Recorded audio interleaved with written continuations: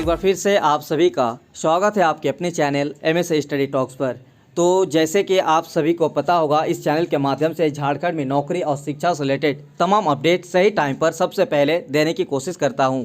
तो यहां पे अपडेट है हमारे पास झारखंड स्कूली शिक्षा एवं साक्षरता विभाग माध्यमिक शिक्षा निदेशालय की तरफ से अधिसूचना जारी कर दिया गया है। और यहाँ पे डेट देखिए 22/2/2022 यानी आज के इस अनोखे डेट में ये अधिसूचना हमारे पास आई है। तो चलिए इसके बारे में डिटेल्स में जानकारी देंगे। ये अधिसूचना जो है झारखंड उच्च माध्यमिक और माध्यमिक शिक्षक नियुक्ति नियमावली से जुड़ा हुआ है। यानी झारखंड में TGT और PGT लेवल के जो वैकेंसी है उसके लिए आपका नियुक्ति नियमावली बनाया गया है। तो इसमें क्या कुछ बदलाव किया गया है, सब्जेक्ट कॉम्बिनेशन क्या है, D.Ed B.Ed का क्या मैटर है और भी क्या कुछ नया नियमावली बनाया गया है, डिटेल्स में आपको जानकारी देंगे। वीडियो को लास्ट तक बने रहिएगा। तो जितने भी TGT PGT की तैयारी कर रहे हैं और आने वाले दिनों में इसके वैकेंसी डालने वाले हैं, तो आपके लिए बड़ी और बहुत ही इंपॉर्टेंट अपडेट है। तो चलिए डिटेल्स में देखिएगा वीडियो, ताकि आपको पूरी जानकारी मिल सके। और इस तरह की जानकारी अपने दोस्तों को जरूर शेयर कीजिएगा। और चैनल पर नए हैं या चैनल को सब्सक्राइब नहीं किया है, तो आप लोगों के लिए इस तरह से जुड़ी तमाम जानकारी हम लाते रहेंगे। चैनल को सब्सक्राइब कर लीजिएगा। तो चलिए आपको डिटेल्स में जानकारी बताते हैं क्या कुछ नियम बनाया गया है। सबसे पहले नाम रखा गया है झारखंड सरकारी माध्यमिक विद्यालय शिक्षक एवं शिक्षक उत्तर कर्मचारी नियुक्ति एवं सेवा शर्त संशोधन नियमावली 2022, जिसका विस्तार संपूर्ण झारखंड राज्य में होगा। और यह अधिसूचना प्रकाशन की तिथि से प्रवृत्त होगी। ठीक है, यानी ये झारखंड राज्य में पूरी तरीके से लागू हो गया है और आज के डेट में ये पूरी तरीके से बनकर अधिसूचना भी जारी कर दिया गया है स्कूली शिक्षा एवं साक्षरता विभाग की तरफ से, माध्यमिक शिक्षा निदेशालय की तरफ से। उसके बाद चलिए अब क्या इंपॉर्टेंट है, सबसे पहली बात योग्यता क्या है इसमें। यहाँ पे देखिए कि जो 2014 का नियम था उसमें यथा संशोधित किया गया है 2021 में।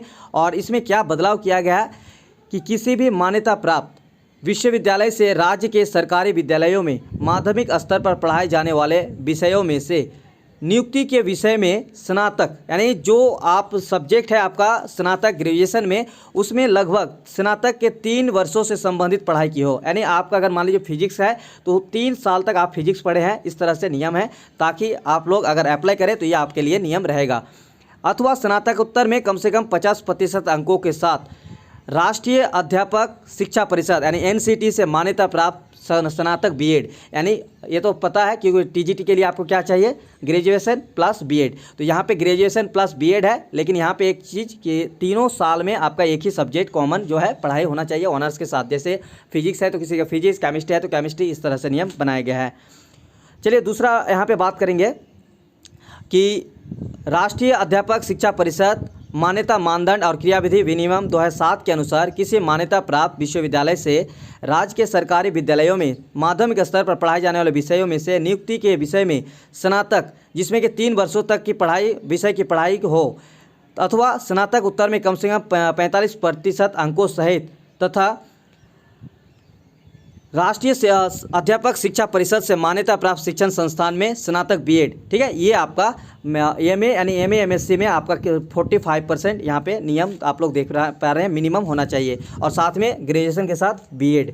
उसके बाद दूसरा नियम देखिए, अथवा क्या है, किसी मान्यता प्राप्त विश्वविद्यालय से राज्य के सरकारी विद्यालयों में माध्यमिक स्तर पर पढ़ाए जाने वाले विषयों में से नियुक्ति के विषय में स्नातक यानी स्नातक के सभी वर्षों से संबंधित विषय की पढ़ाई की गई हो, अथवा स्नातक उत्तर में कम से कम 50% अंकों सहित तथा राष्ट्रीय अध्यापक शिक्षा निधि परिषद से मान्यता प्राप्त संस्थान से BA.Ed एंड BSc B.Ed, यानी जो आपका BA के साथ B.Ed होता है ना एक साथ, वो उस कोर्स के बारे में बताया गया है। और मिनिमम आपका MA में क्या है, MA MSc में 50% अंक होना चाहिए। और ये जो आपका 4 वर्ष या 5 वर्ष का जो कोर्स होता है BA BSc एक साथ होता है, B.Ed और BSc B.Ed के बारे में।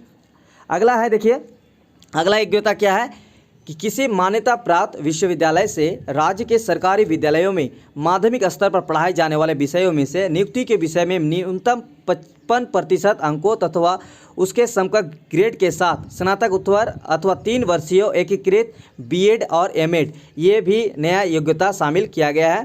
ठीक है, लेकिन यहाँ पे देखिए भाषा टीचर के लिए चेंजेस अलग चीज़ है, परंतु यह है कि प्राच्य भाषा जैसे कि संस्कृत, अरबी, उर्दू, फारसी के स्नातक प्रशिक्षित शिक्षक हेतु उपयुक्त मान्यता प्राप्त शैक्षणिक योग्यता के अतिरिक्त किसी मान्यता प्राप्त विश्वविद्यालय से नियुक्ति के विषय में न्यूनतम 50% अंकों के साथ स्नातक उत्तर की डिग्री अथवा राज्य सरकार अथवा केंद्र सरकार द्वारा मान्यता प्राप्त विश्वविद्यालय समकक्ष घोषित संस्थान द्वारा नियुक्ति के विषय में न्यूनतम 50% अंकों के साथ आचार्य यानी सहायता अथवा व्याकरण अथवा फाजिल अरबी अथवा उर्दू फारसी की डिग्री अनिवार्य होगी।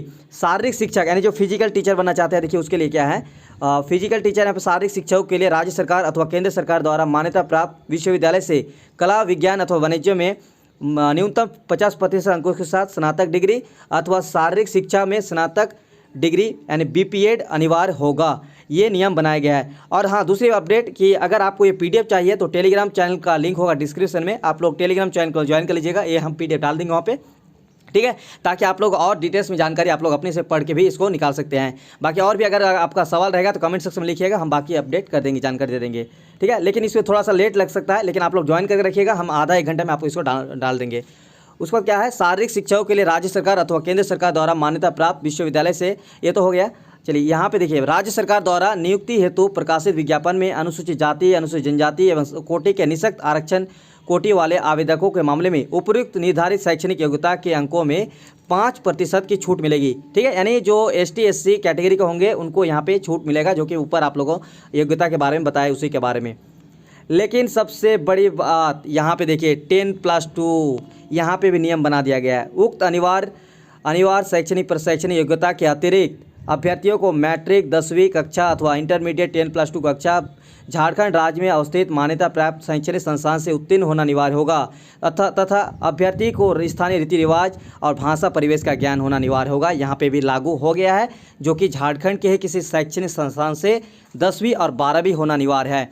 लेकिन यहाँ पे नियम बताया गया है, जो आरक्षण कोटे के अंतर्गत आते हैं यानी आरक्षण नीति से, उनको यहाँ पे छूट दिया जाएगा, ठीक है। इसके लिए आपको आय जाति निवास जो भी है वो सब आपको शो कराना पड़ेगा।